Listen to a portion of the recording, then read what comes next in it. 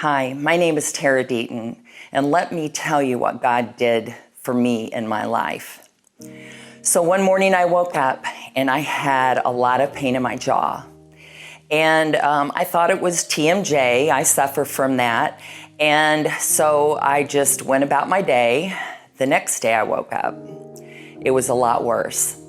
And it continued to get a lot worse. So I thought I'd go see somebody at the urgent care.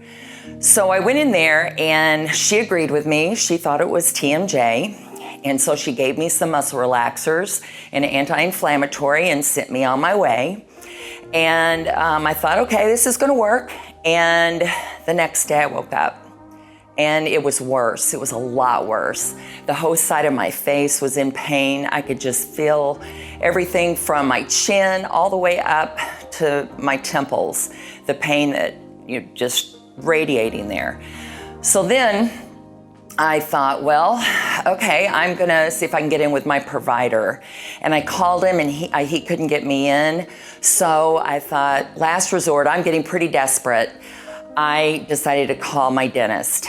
And when I got into my dentist office, he took an x-ray and he found that I had 2 abscessed teeth. And he ended up giving me an antibiotic and a narcotic, as well as giving me several shots in my mouth because he said he knew the pain was just going to continue to get worse. And if he gave me these shots, that they would numb my face for about 12 hours. So I went home, got my prescriptions filled. I ended up doing pretty good, but about 8 hours later, I started having excruciating pain again. By that time, I was already taking the narcotics. They weren't helping. I was concerned about being worship leader that Sunday and thinking there's no way I'm gonna be able to do it. So I called one of the other worship leaders and he was willing to take my place. But before I got off the phone with him, he said, I'm gonna be praying for you. The next thing I did was I called the production leaders and or text them and let them know what was going on.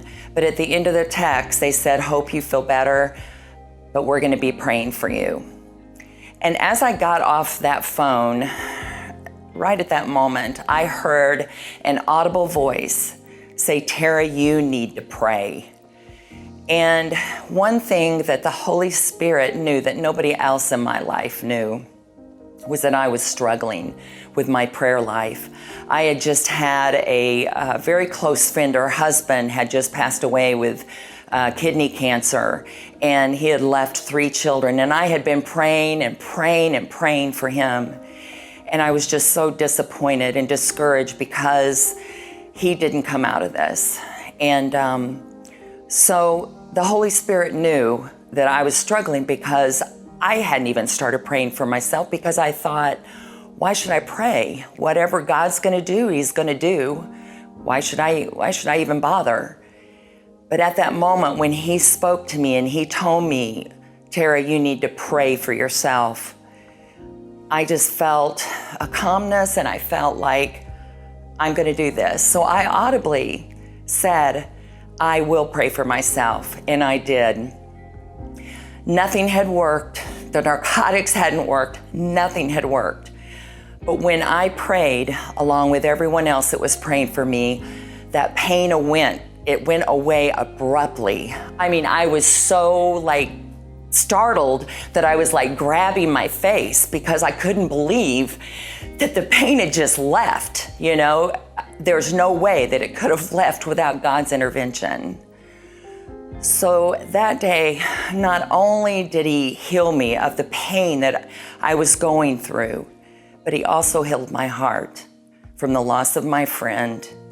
And as I was even praying, I remember thinking, trust in the Lord. That's what he wants us to do, trust in him. And the remainder of that is don't lean on our own understanding, but the most important part of that is just trust in the Lord.